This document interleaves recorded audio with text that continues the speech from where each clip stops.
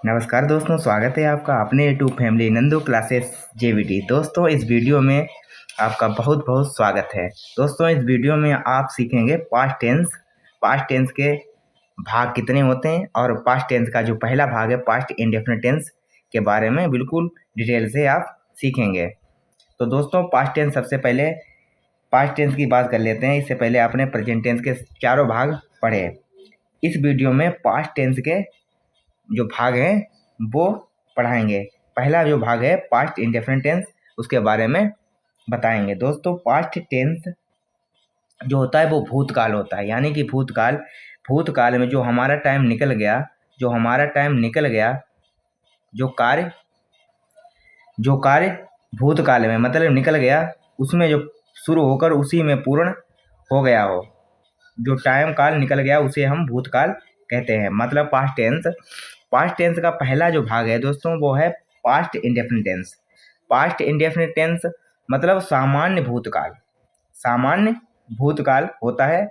इसकी हिंदी दोस्तों, past indefinite tense जो होता है वो क्या होता है, मतलब भूतकाल का प्रयोग किसी भी आदत अथवा कार्य जो भूतकाल में जारी रहे किसी कार्य का संकेत देता है। भूतकाल में संपन्न भी भूतकाल में हो जाता है, वो भी हमारा जो है भूतकाल में आता है।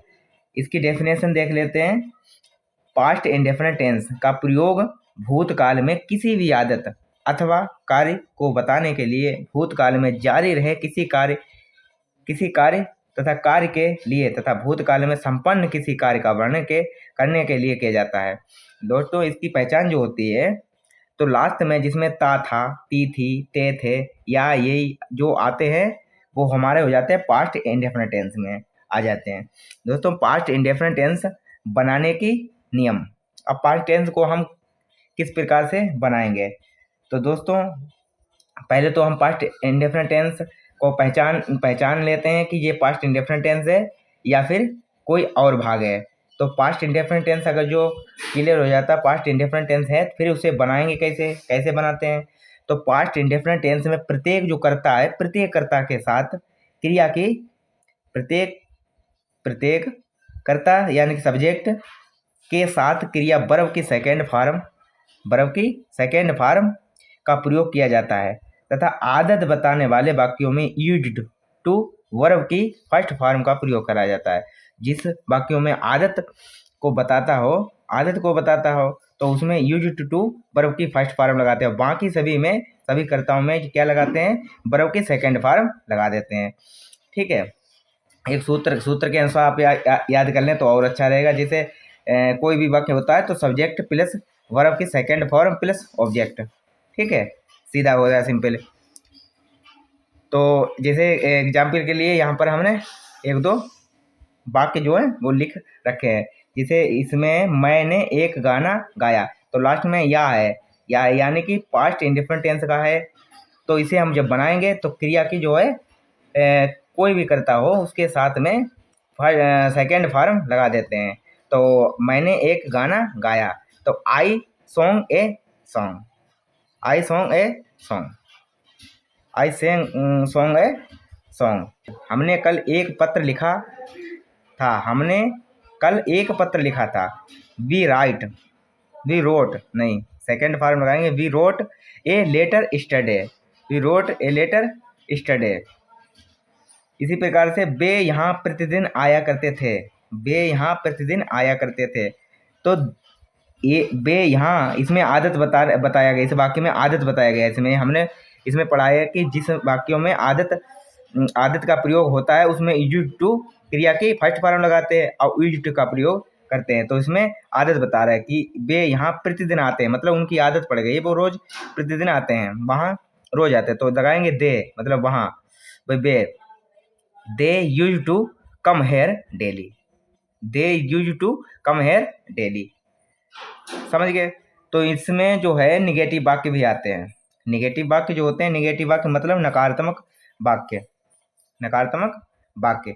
तो दोस्तों, निगेटिव वाक्य में क्या होता है, नेगेटिव वाक्य यानी कि नाट का प्रयोग जिन वाक्यों में होता है, निगेटिव वाक्य मतलब नकारात्मक। तो इसकी जो पहचान तो आप समझ गए। नकारात्मक वाक्य जो जिसमें नहीं लगा हो तो वो वो जो है वो निगेटिव सेंटेंस में आ जाते हैं। तो इन वाक्यों में प्रत्येक कर्ता, कोई भी कर्ता, प्रत्येक कर्ता सब्जेक्ट के साथ डिड नॉट प्लस वर्ब की फर्स्ट फॉर्म का प्रयोग किया जाता है। कोई भी कर्ता उसके साथ में डिड नॉट मतलब डिड नॉट और क्रिया की जो है फर्स्ट फॉर्म का प्रयोग करा जाता है। जैसे यहाँ पर हमने जो है वो लिख रखा है समझाने के लिए, बाकी मैं वहाँ नहीं गया, मैं वहाँ नहीं गया, नहीं गया यानी कि निगेटिव वाक्य है, नहीं गया। तो आई डिड, ठीक है, I did not go there, I did not go there, इसे इस प्रकार से बनाएंगे, I did not go there. तुम यहाँ नहीं आए, तुम यहाँ नहीं आए, तो you did not come here. चपरासी, चपरासी नहीं घंटा, चपरासी ने घंटा नहीं बजाया। तो द पियन, चपरासी, the peon did not ring the bell, the peon did not ring the bell. दोस्तों इसमें इंट्रोगेटिव सेंटेंस भी आते हैं। इंट्रोगेटिव सेंटेंस कैसे? जिन वाक्यों में प्रश्नवाचक वाक्य, प्रश्नवाचक शब्द हो या प्रश्नवाचक वाक्य हो, तो उसमें क्या लगाते हैं और कैसे पहचानते हैं। तो जिसमें इसमें इंट्रोगेटिव सेंटेंस यानी कि प्रश्नवाचक वाक्य, इसमें कर्ता से पहले डिड तथा वर्ब की फर्स्ट फॉर्म लगा देते हैं। जब हमारा कोई भी सेंटेंस अगर जो इंट्रोगेटिव है तो उसमें कर्ता से पहले क्या लगा देते? डिड, यानी कि हम इसमें डिड का प्रयोग कर रहे थे, कर्ता से पहले डिड लगा देते हैं और वर्ब की जो है फर्स्ट फॉर्म लगाते हैं।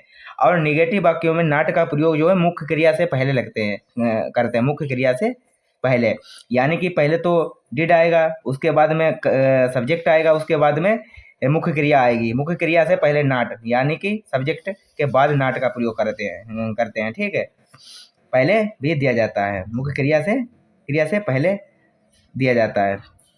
अगर जो कोई भी प्रश्नवाचक वाक्य हो तो उसे सबसे पहले रख देते हैं, ठीक है। क्या आप वहाँ गए थे? तो डिड यू गो देयर। क्या मैंने पाठ याद नहीं किया था? क्या मैंने पाठ याद नहीं किया था? तो did not learn the lesson. कल उसने क्या किया था? तो व्हाट डिड कल उसने क्या किया था? तो what did he do yesterday. तो दोस्तों ये हमारा वीडियो अच्छा लगा हो तो वीडियो को लाइक करो, शेयर करो और हमारे चैनल पर हो तो चैनल को सब्सक्राइब करो। धन्यवाद।